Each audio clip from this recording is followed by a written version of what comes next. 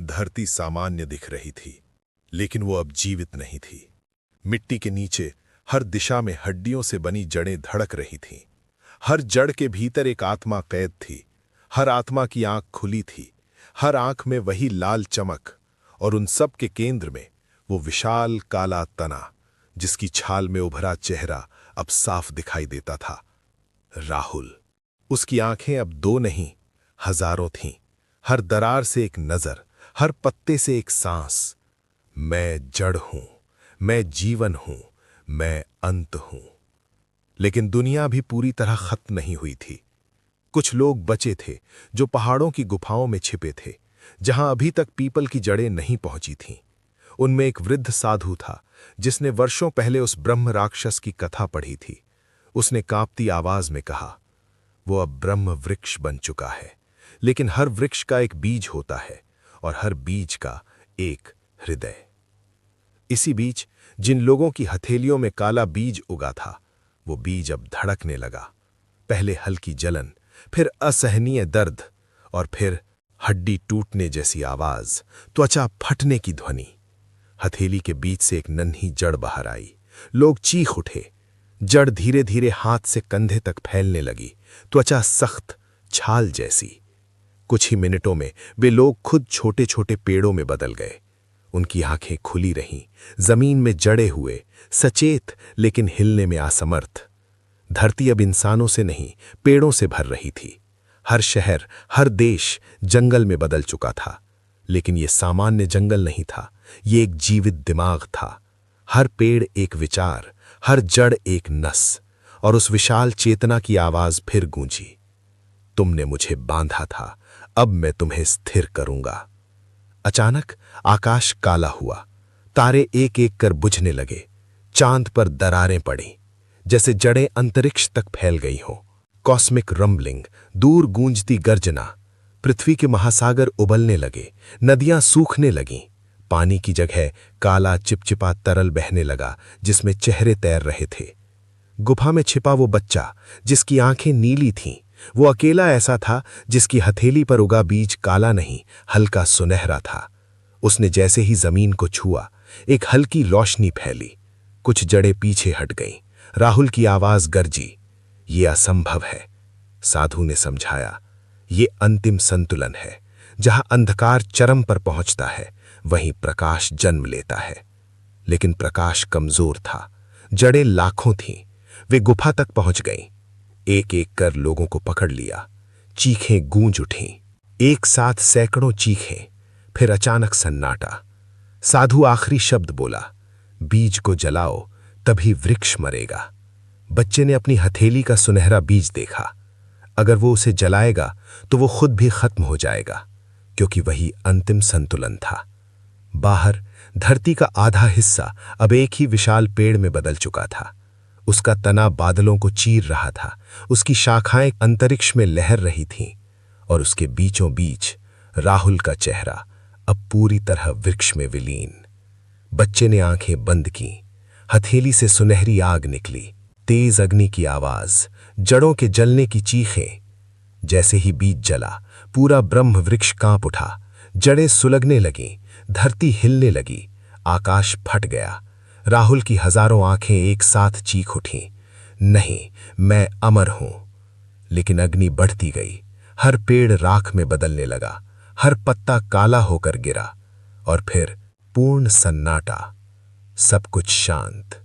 धरती पर राख की परत, न कोई पेड़, न कोई शहर, न कोई इंसान, बस धुआं, और हवा में एक बहुत हल्की फुसफुसाहट। जड़ें राख में भी बची रहती हैं।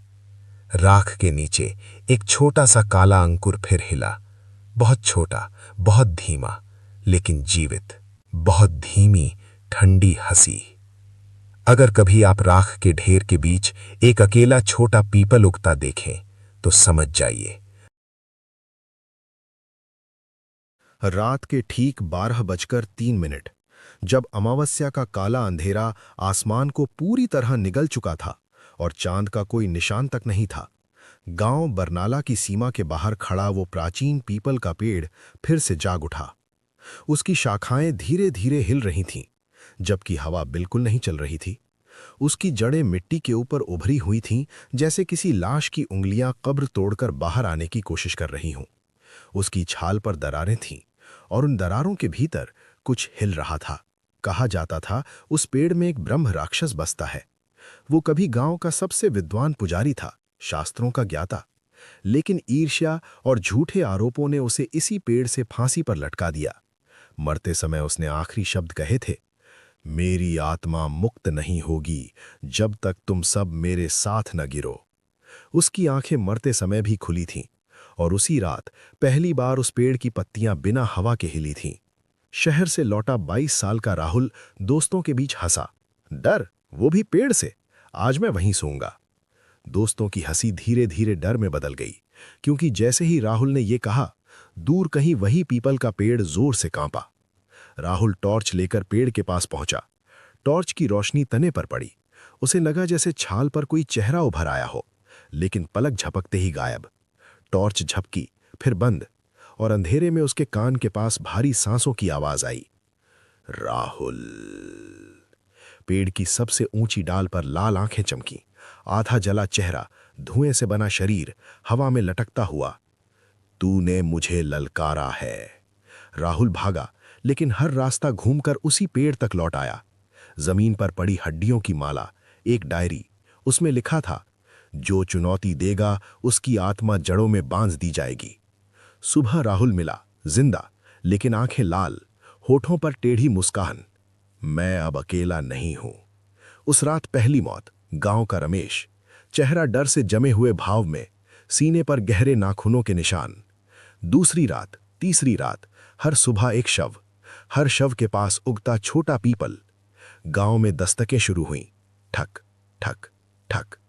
दरवाजा खोलो तो कोई नहीं, बस राख में पैरों के उल्टे निशान। काल भैरव बाबा आए, उन्होंने आंखें बंद की। ये आत्मा अब शरीर में प्रवेश कर चुकी है। राहुल हवा में उठा, उसकी परछाई दीवार से अलग हो गई और दीवार पर खड़ी होकर मुस्कुराने लगी। अब ये शरीर मेरा है। आग जली, तावीज चमका, लेकिन ब्रह्म राक्षस 2 आत्माओं से जुड़ गया, राहुल और उसकी बहन, और शाप बन गया द्विछाया। अमावस्या की रक्तिम रात, चांद लाल हुआ, पेड़ की जड़ें जमीन के नीचे फैलती चली गईं। सुबह गांव खाली, हर घर के सामने पेड़, हर पत्ते पर चेहरा। हम मुक्त हैं। लेकिन कहानी रुकी नहीं। 3 महीने बाद शहर विनायकपुर में एक खाली प्लॉट में विशाल पीपल उगा। आरी टूटी, तने से काला तरल बहा, उसमें हिलते चेहरे। शाधेब आदमी में समा गया। उसने परिवार खत्म किया, खुद लटक गया। राहुल शहर में दिखा, आधा जला चेहरा, मंदिर की मूर्ति की आंखों से खून, हर घर में पौधे, हर रात दस्तक, जो खोलता सुबह गायब।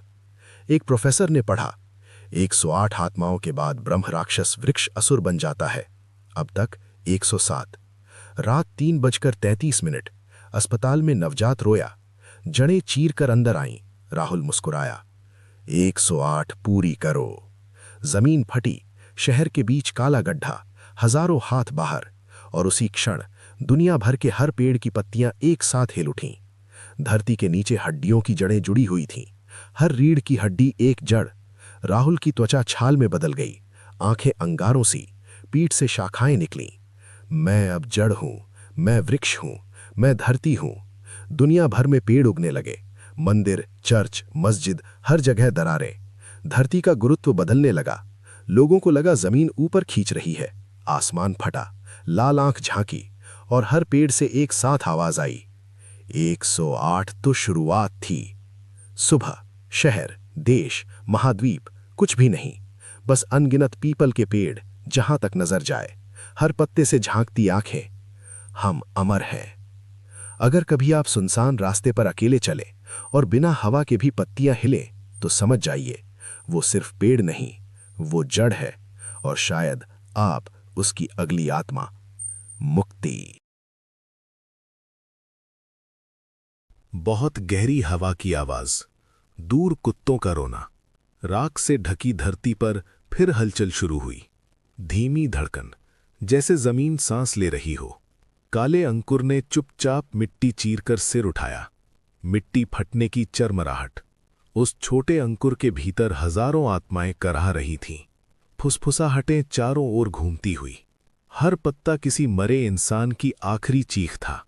दूर गूंजती टूटी घंटियों की आवाज। आसमान अचानक बिना बादल के भी गरज उठा। भारी गर्जना, जमीन कांपती हुई। राख के नीचे दबी जड़ें फिर हिलने लगीं। सांपों जैसी सरसराहट। हर जड़ किसी जीवित चीज को ढूंढ रही थी। धीमी, विकृत हंसी। अंधेरे में वही जानी पहचानी आवाज गूंजी, मैं राख नहीं, मैं अनंत हूं। हवा का तेज झोंका, पेड़ की टहनियां टकराती हुई। नया पीपल कुछ ही पलों में विशाल बनने लगा।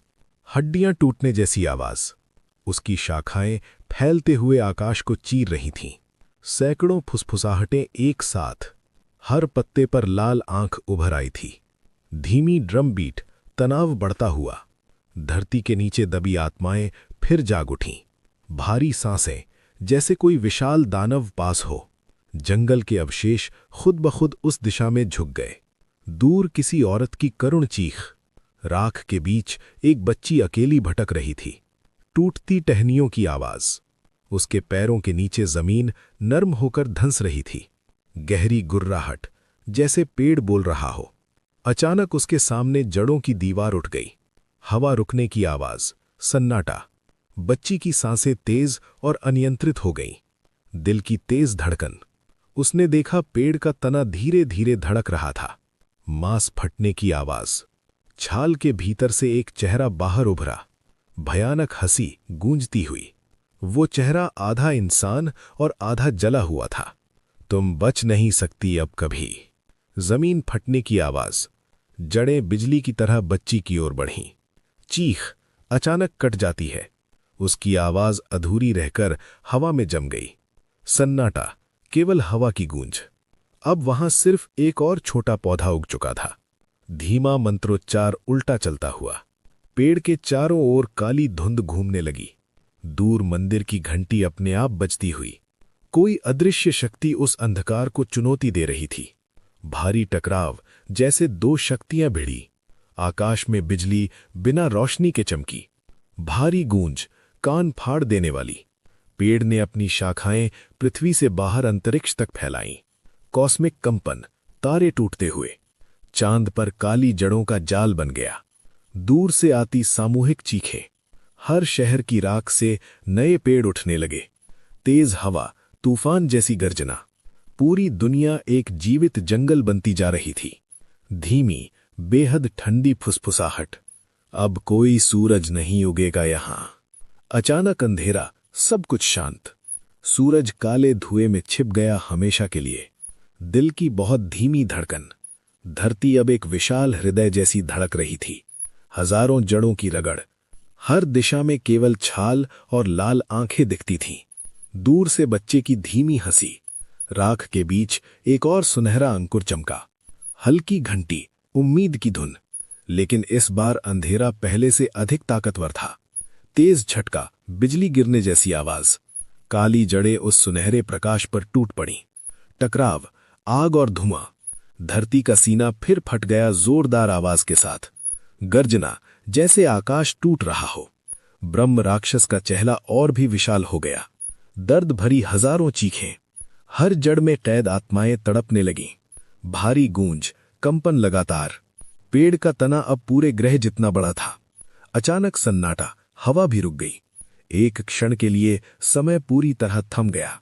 बहुत धीमी फुसफुसाहट कान के पास। मैं समय से भी पुराना हूं।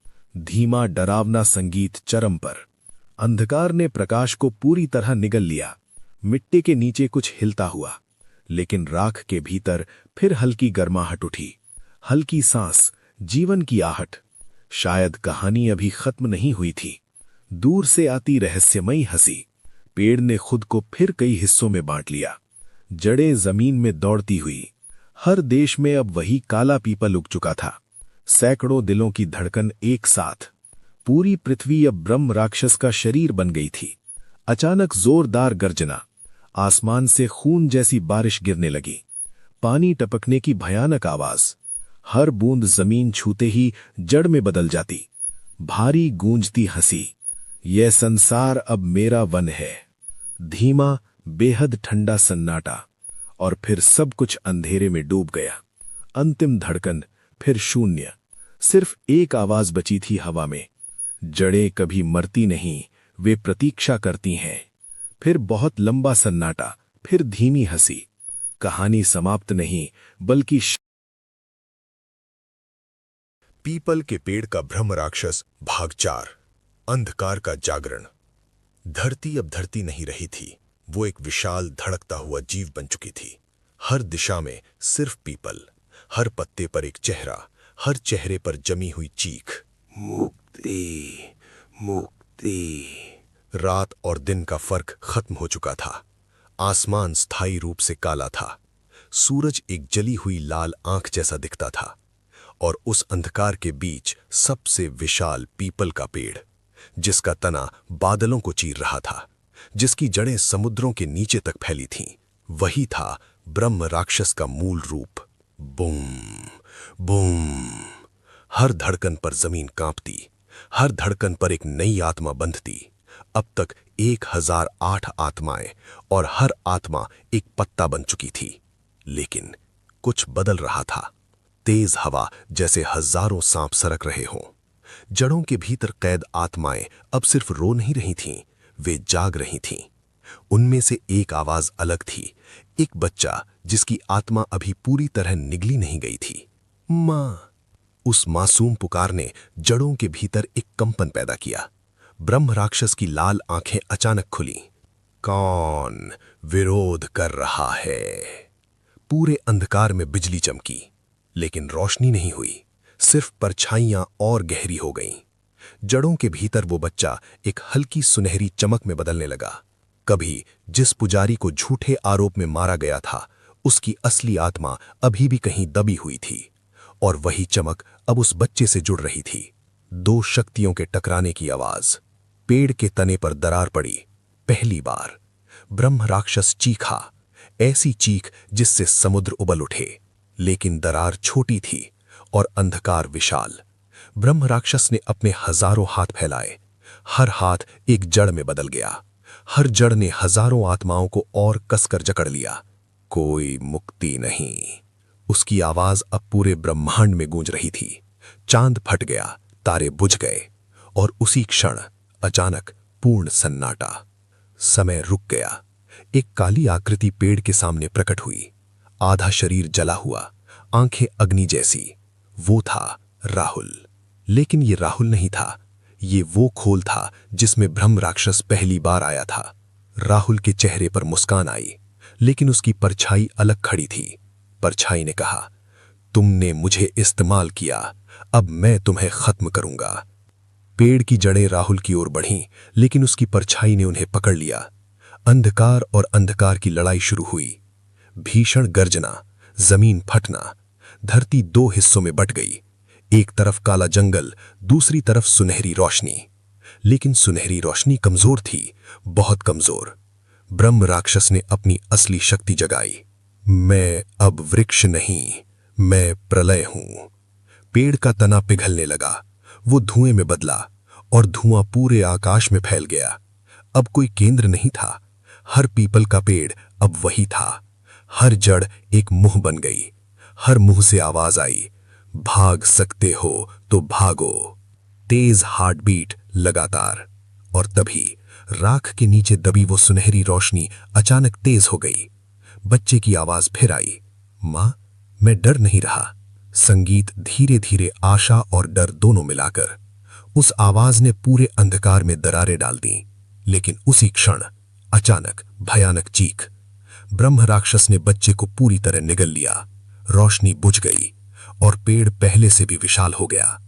अब वो सिर्फ पृथ्वी नहीं, पूरे अंतरिक्ष में फैल चुका था। ग्रह उसकी शाखाएं बन चुके थे, तारे उसके पत्ते, कॉस्मिक गर्जना। अब कोई। पीपल के पेड़ का ब्रह्म राक्षस भाग 5 अनंत जड़ों का प्रलय। पहला अध्याय। पहले से 5 गुना ज्यादा खतरनाक। अंधकार अब केवल वातावरण नहीं था, वो एक जीवित चेतना बन चुका था।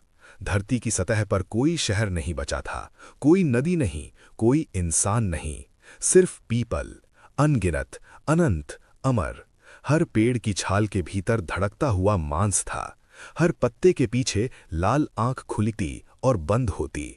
अब ये जंगल नहीं था, ये एक विशाल शरीर था, और उसके केंद्र में सबसे विशाल तना, जिसकी मोटाई पर्वतों से भी ज्यादा थी, वहीं से गूंजती थी वो आदिम आवाज।